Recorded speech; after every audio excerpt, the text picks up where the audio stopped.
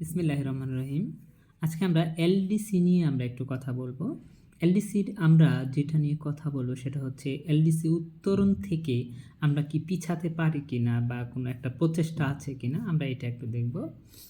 LDC কথাটা মানে হচ্ছে লিস্ট ডেভেলপমেন্ট কান্ট্রি, অর্থাৎ যে দেশগুলো বেশি দরিদ্র নয় আবার বেশি উন্নত নয়, অর্থাৎ মিডিয়ামের মধ্যে রয়েছে, তাদেরকে আসলে জাতিসংঘ যে এলডিসিভুক্ত কান্ট্রি হিসেবে তারা স্বীকৃতি দিয়েছে। আমরা হয়েছিলাম 1975 সাল থেকে এলডিসিভুক্ত দেশ হিসেবে আমরা আছি। এটা জাতিসংঘের সামাজিক এবং অর্থনৈতিক যে পরিষদ রয়েছে এটা সাধারণত ডিটারমাইন করে। তাদের একটা পার্ট রয়েছে সিডিপি, সেটা হচ্ছে C for committee, D for development, P for policy, like that CDP. এই সংগঠনটা, এই অংশটা সাধারণত এই এলডিসি ভুক্তকরণে হচ্ছে তারা বিভিন্নভাবে সুপারিশ করে।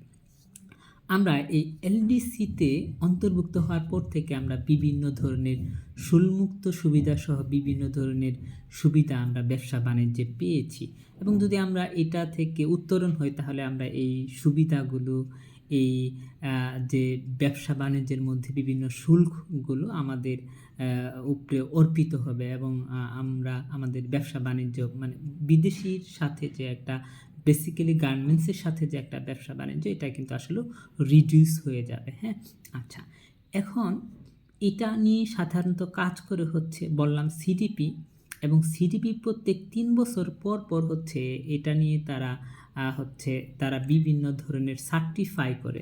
সার্টিফাই মিনস মানে বিভিন্ন ধরনের যে পরীক্ষা নিরূপণ করে। এখানে যে 3টা যে সিস্টেম রয়েছে, যেমন জনগণের মাথা পিছু আয়, তাদের মানব উন্নয়ন সূচক, তারপর তাদের যে জলবায়ু এবং অর্থনৈতিক যে কন্ডিশন, এই সূচকগুলো না যে তারা দেখে, এবং এই সূচকগুলো তারা দেখে তারা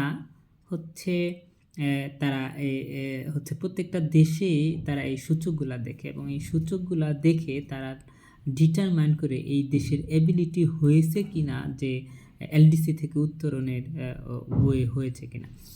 আমাদের প্রত্যেক 3 বছর পর পরে হয়েছে। আমরা যদি লাস্ট ইটা দেখি, আমরা 2018 সালে আমরা এই 3টি সূচকেই আমরা উত্তরণ করেছি। আবার 2021 সালে চূড়ান্তভাবে এটা যে তারা একটা পরীক্ষা করে বা একটা পরিসংখ্যান করে, এবং আমরা এই জায়গাতেও আমরা চূড়ান্তভাবে উত্তীর্ণ হয়েছে। এবং সিডিপি তারা আমাদের একটু সময় দিল যে আমরা 2024 সালে আমরা এই এলডিসি থেকে আমরা বের হয়ে যাব। কিন্তু ওই সময় আবার যে করোনা চলে আসলো, আমাদের এটার জন্য আরও 2 বছর কি দিয়ে দিল, আমাদের পিছিয়ে দিয়ে দেওয়া হলো। এবং 2 বছর পিছিয়ে এটা হলো 2026 সালের 24 নভেম্বর, এবং আমরা চূড়ান্তভাবে যে করব, যে বের হয়ে যাব, এটা তারা আমাদের সুপারিশ করলো জাতিসংঘের কাছে, এবং আমরা হব। কিন্তু বাংলাদেশের যে ব্যবসা বাণিজ্যগুলা, মানে গার্মেন্টস শিল্পটা, তাদের যে মালিক রয়েছে, যা গার্মেন্টস শিল্প যে বিভিন্ন সংগঠন রয়েছে, তারা বিভিন্নভাবে বলছে যে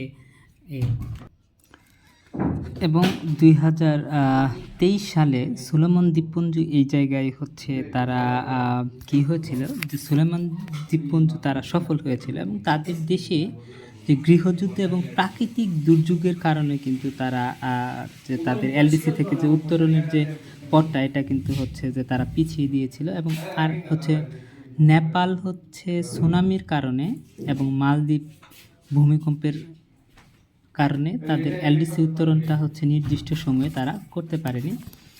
এবং এটার জন্য কয়েকটা আমরা দিক আলোচনা করতে পারি। 1 নম্বর যে সরকারকে বলতে হবে যে অভাবিত ঘটনা ঘটেছে দেশে, যা নিয়ন্ত্রণের বাইরে ছিল, এই জন্য আমাদের এলডিসি থেকে উত্তরণের যে সময়টাকে দীর্ঘ করতে হবে। এবং সেকেন্ড এটা প্রত্যেক সাধারণ পরিষদের সদস্যকে একটি করে চিঠি দিতে হবে যে এই বিষয়ে যাতে তারা আমাদের দেশের জন্য একটা সুপারিশ করে। ওকে।